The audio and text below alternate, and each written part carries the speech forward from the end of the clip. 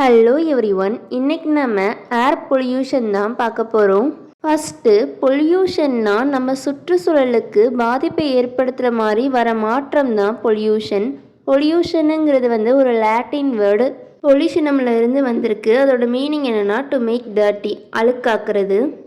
ஏரோட குவாலிட்டியில் ஏதாவது குறை இருந்துச்சுன்னா அதை ஏர் பொல்யூஷன்னு சொல்கிறோம். இது கேஸஸ், புகை, தூசி அந்த மாதிரி நிறைய சப்ஸ்டன்ஸ் ஏரோட கலக்கிறனால நடக்குது. இது நம்மளோட ஹெல்த்தையும் சுற்றுச்சூழலையும் கிளைமேட்டையும் பொருளாதாரத்தையும் பாதிக்குது. இது இயற்கையாகவும் நடக்கலாம், இல்லை மனிதர்களால் கூட நடக்கலாம். நேச்சுரலாக எப்படிலாம் நடக்கணும்னா எரிமலை வெடிப்பு, காட்டுத்தீ, தூசி புயல் போன்ற காரணங்களால் இயற்கையாக ஏர் பொல்யூஷன் ஆகும். இல்லைன்னா மனிதர்கள் அதிகமாக வாகனம் ஓட்டுறனாலையோ இல்லை அதிகமான தொழிற்சாலைகள்னாலையோ ஏர் பொல்யூஷன் நடக்கலாம். பொல்யூஷனை உருவாக்குற பொருட்களை நம்ம பொல்யூட்டன்ஸ்ன்னு சொல்லுவோம். இந்த பொல்யூட்டன்ஸ் என்விரான்மெண்ட்டில் இருக்கும்போது, சுற்றுச்சூழலில் இருக்கும்போது நம்மளுக்கு நிறைய பாதிப்பை ஏற்படுத்தும். ஏர் பொல்யூஷனை இதெல்லாம் ஏற்படுத்துன்னு பார்க்கலாம். First, primary pollutant. இது சுற்றுச்சூழலில் வெளியாகும்போது எப்படி இருந்துச்சோ அதே மாதிரி இருக்கும். First one particulate matter. பார்ட்டிகல்னால் தமிழில் துகள். சின்ன சின்ன துகள்களாக இருக்கிற தூசி, மகரந்தத்தூள், புகை, அது எல்லாம் பொல்யூஷனை ஏற்படுத்தும். இது பொதுவாக அதிகமான எரிபொருட்களை எரிக்கிறனாலையும் வாகனங்களாலையும் நம்ம வீடு கட்டும்போது ஏற்படுற புகையினாலையும் ஏற்படும். இது காற்றோட கலக்கும்போது நம்மளுக்கு மூச்சு திணறல், லங் கேன்சர், நுரையீரல் நோயெல்லாம் ஏற்படும். Next, carbon monoxide. இது எரிபொருள் சரியாக எரியலைன்னா வெளியே வர்ற ஒரு புகை. இது நம்மளோட பிளட்டில் இருக்கிற ஹீமோகுளோபினோட கலந்து அதோட ஆக்சிஜன் டிரான்ஸ்போர்ட்டை கம்மியாக்கும். ஹீமோகுளோபின் தான் ஆக்சிஜனை ஒவ்வொரு ஆர்கனுக்கும் கொண்டு போய் சேர்க்கும். ஹீமோகுளோபின் சரியாக ஆக்சிஜனை டிரான்ஸ்போர்ட் பண்ணலைன்னா நம்ம டெத் ஆகிறதுக்கும் வாய்ப்பு இருக்குது. Next, sulphur di oxide. இது தொழிற்சாலைகளில் இருந்தும் நிலக்கரி, எண்ணெய் அதெல்லாம் எரிக்கும்போது வெளியேறும். இதனால் நம்மளுக்கு மூச்சு விடுறதுல பாதிப்பு வரும், அமிலமலை ஏற்படும், சுற்றுச்சூழல் பாதிக்கும். Next, nitrogen oxide. இது வெஹிக்கல், பவர் பிளான்ட் அண்டு தொழிற்சாலைகளில் இருந்து வெளியேறும். இதனால் என்விரான்மெண்டல் ஓசோன் ஃபார்ம் ஆகும்.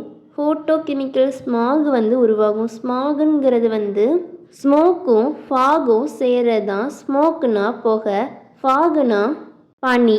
அது ரெண்டும் சேர்ந்து ஸ்மாகுங்கிற ஒரு வெள்ளை கலர் லேயரை உருவாக்கும். மூச்சு திணறல் ஏற்படும். Next, volatile organic compound. ஈஸியாக புகையாக போகிற பொருட்களை நம்ம வாலடைல் ஆர்கானிக் காம்பவுண்டுன்னு சொல்லுவோம். இது பெயிண்ட், சால்வெண்ட், கேசோலின்லேருந்து வரும். நம்ம பெட்ரோலெல்லாம் திறந்து ஒரு மணி நேரம் வச்சு அது புகையாக மாறி வெளியில் போயிடும்ல, அதுதான் வாலடைல் ஆர்கானிக் காம்பவுண்டுக்கான பெஸ்ட் எக்ஸாம்பிள். இதனால் கூட ஓசோன் உருவாகும், கேன்சர் உருவாகிறதுக்கு நிறைய வாய்ப்புண்டு. Next, ammonia. அமோனியாவை நம்ம விவசாயத்துக்கு யூஸ் பண்ணுவோம். நம்ம விவசாயத்தை பொதுவாக ஆறு பக்கத்தில் தானே பண்ணுவோம். அமோனியாவை நிலத்தில் அதிகமாக பயன்படுத்தும் போது அதில் இருந்து சில அமோனியா நம்மளோட ஆறில் கலக்கிறதுக்கு வாய்ப்பு இருக்குது. அப்படி ஆறில் கலக்கும்போது அந்த ஆறில் உள்ள பாசியோட அளவு அதிகமாகும். அந்த பாசியோட அளவு அதிகமாக ஆக அங்கே வாழ்ந்த மீனுக்கு ஆக்சிஜன் கிடைக்காது. அந்த கண்டிஷனை நம்ம யூட்ராபிஃபிகேஷன்னு சொல்லுவோம். Next, heavy metal.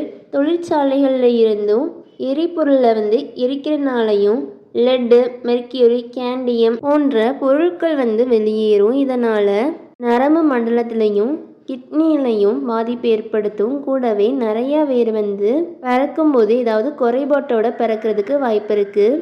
Next, secondary pollutant. Primary pollutant எது கூடயாவது ரியாக்ட் ஆகி செகண்டரி பொல்யூட்டண்ட்டை உருவாக்கும். First, ground level ozone. நார்மலாக இருக்கிற ஆக்சிஜன் கூட நைட்ரஜன் ஆக்சைடோ இல்லை வாலடைல் ஆர்கானிக் காம்பனண்ட்டோ கலக்கும்போது நம்மளுக்கு கிரவுண்ட் லெவல் ஓசோன் உருவாகும். ஸ்மாகுங்கிறது வந்து புகையும் பனியும் சேர்ந்த ஒரு கலவை தான் ஸ்மாக். அது கூட particulate matter, ozone, nitrogen oxide, sulphur டை ஆக்சைடெல்லாம் சேர்ந்து பொல்யூஷனை வந்து உருவாக்கும். Next acid rain.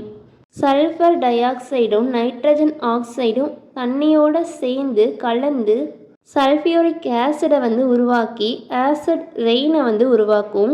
Next air pollution எதனாலலாம் ஏற்படுது, காரணிகளை பற்றி பார்க்கலாம். அதிகமாக வாகனம் ஓட்டுறதுனால ஏற்படும், தொழிற்சாலைகள் வேலைகளால் உருவாகும்.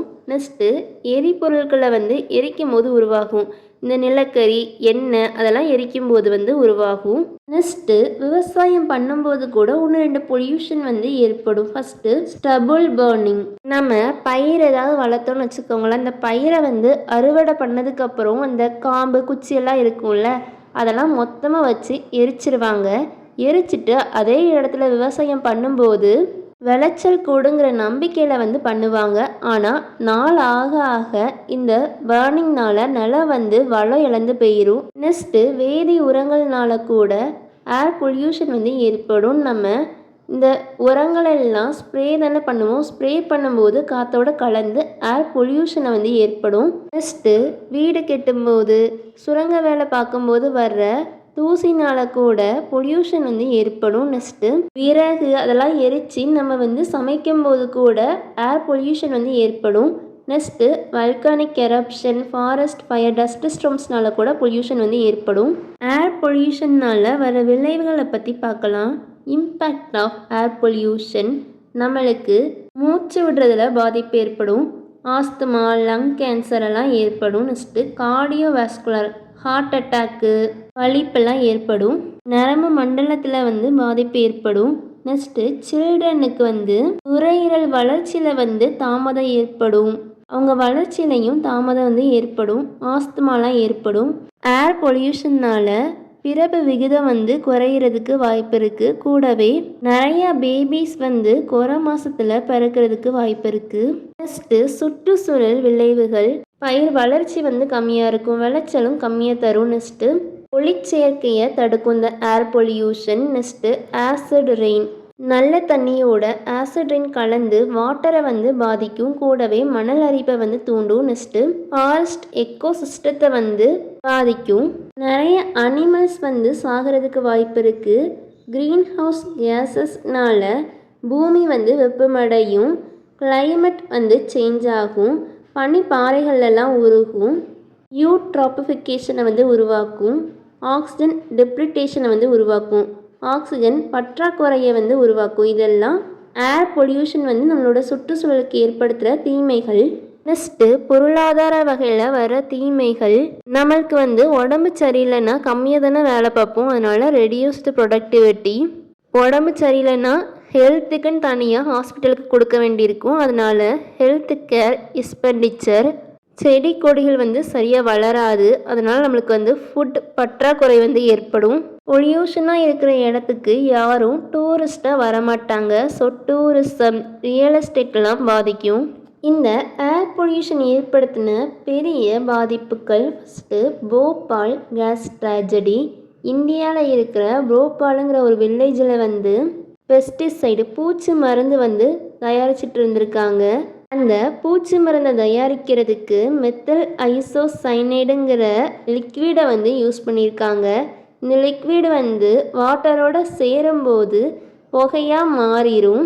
டிசம்பர் 3 இந்த மெத்தில் ஐசோசைனைடு லிக்விடை வாட்டரோட கலந்துருக்காங்க ஒரு ஆக்சிடெண்ட் மூலமாக. அப்படி கலக்கும்போது அது வந்து புகையாக மாறும்ல, அந்த புகையாக மாறுற ஹீட்டில் வந்து அந்த டேங்க் வெடித்து அந்த புகை ஊர் ஃபுல்லாக பரவி ஆயிரக்கணக்கான பேரை வந்து கொன்னுட்டு, கூடவே நிறையா பேருக்கு மூச்சு திணறல், ஜெனட்டிக் டிசீஸ் எல்லாம் ஏற்பட்டிருக்கு. Next Bombay chlorine incident. பாம்பேயில் ஒரு துறைமுகத்தில் ஒரு அடையாளம் தெரியாத நபர் வந்து இந்த குளோரின் சிலிண்டரை வந்து அப்படியே வச்சுட்டு போயிட்டாங்க. வச்சுட்டு போயிட்டு பல வருஷம் ஆகியும் அதை வந்து ரிமூவ் பண்ணாமல் இருந்ததுனால துருப்பிடிச்சி குளோரின் கேஸ் வந்து லீக் ஆகி பல பேர் வந்து உயிரிழந்தாங்க. Next Donora smoke incident. இது வந்து யூஎஸ்ஏல இருக்கிற டொனோராங்கிற இடத்துல வந்து நடந்திருக்கு. அந்த இடத்துல ஒரு இரும்பு கடை வந்து இருந்திருக்கு. டெம்பரேச்சர் மாற்றங்கள்னால பனி இருக்குல்ல, அந்த பனியும் ஸ்டீல் அண்டு ஜிங்கில் உள்ள மெட்டல்ஸும் இன்ட்ராக்ட் ஆகி ஒரு ஸ்மாகை வந்து உருவாக்கியிருக்கு. ஸ்மாகுனா புகையும் பனியும் சேர்ந்தது தானே. அது வந்து ஒரு எல்லோ கலர் அமைப்பை வந்து உருவாக்கியிருக்கு. எல்லோ கலர் புகை மாதிரி அமைப்பை வந்து உருவாக்கியிருக்கு. இது 5 நாள் அந்த இடத்துல நடந்திருக்கு. 20 பீப்புள் வந்து டெத் ஆகிருக்காங்க. நிறையா பேர் வந்து நோய்வாய்ப்பட்டிருக்காங்க. Next London smack. ஒரு குளிர் காலத்தில் எரிபொருளை வந்து எரிக்கும்போது புகையும் பனியும் சேர்ந்து ஸ்மாகை வந்து உருவாக்கியிருக்கு. அந்த ஸ்மாகு வந்து 5 நாள் அப்படியே இருந்திருக்கு. 4000 பேர் வந்து உடனே இறந்துருக்காங்க. அதுக்கப்புறம் ஒரு 12,000 பேர் வந்து இந்த இன்சிடெண்ட்னால இறந்துருக்காங்க. இது நடந்ததுக்கப்புறம் யூகே க்ளீன் ஏர் ஆக்ட் வந்து கொண்டு வந்திருக்காங்க. நெக்ஸ்ட்டு லாஸ் ஏஞ்சல்ஸில் வெஹிக்கிள் எமிஷன், இந்த வாகனத்தில் வர்ற புகைனாலையும் ஸ்ட்ராங்கான சன்லைட்னாலையும் ஃபோட்டோ கெமிக்கல் ஸ்மாக் வந்து பரவிருக்கு. இதனால் ஐ இரிட்டேஷன், ப்ரீத்திங் ப்ராப்ளம் எல்லாம் ஏற்பட்டிருக்கு. நெக்ஸ்ட்டு இந்தியாவோட அடையாளமாக திகழ்கிற தாஜ்மஹாலை சுற்றி அதிகப்படியான தொழிற்சாலைகள் வந்து இருந்திருக்கு. அந்த தொழிற்சாலைகளில் இருந்து வெளியேற சல்ஃபர் டை ஆக்சைடு வந்து தாஜ்மஹாலோட சுவரோட ரியாக்ட் ஆகி அந்த சுவரோட கலரை வந்து ஒயிட்டில் இருந்து எல்லோவுக்கு மாற்றிருக்கு. அந்த மாற்றத்தினால தாஜ் ட்ரபேசியம் ஜோன் வந்து உருவாக்கியிருக்காங்க இந்தியன் கவர்மெண்ட். இதில் பொல்யூஷன் ஏற்படுத்துகிற எந்த ஒரு இண்டஸ்ட்ரியும் தாஜ்மஹாலை சுற்றி ஒரு குறிப்பிட்ட டிஸ்டன்ஸ் வர இருக்கக்கூடாதுங்கிறது தான் இந்த தாஜ் ட்ரபேசியம் ஜோன். நம்மளை சுற்றி எவ்வளோ பொல்யூட்டன்ஸ் இருக்குங்கிறத வச்சு ஏர் குவாலிட்டியை வந்து டிட்டர்மைன் பண்ணுவாங்க. பொல்யூட்டன்ட் 0 to 50 வரை இருந்துச்சுன்னா அது வந்து குட் ஏர், 51 இருந்து 100 வரை இருந்துச்சுன்னா அது வந்து மாடரேட், 101 இருந்து 200 வரை இருந்துச்சுன்னா அது வந்து அன்ஹெல்தி ஃபார் சென்சிட்டிவ் குரூப், 201 இருந்து 300 வரை இருந்துச்சுன்னா அது வந்து வெரி அன்ஹெல்தி, 301 இருந்து 500 வரை ஏர் பொல்யூட்டன்ட் இருந்துச்சுன்னா அது வந்து ஹசார்டஸ். அந்த இடத்துல நம்மளால் வாழ முடியாது.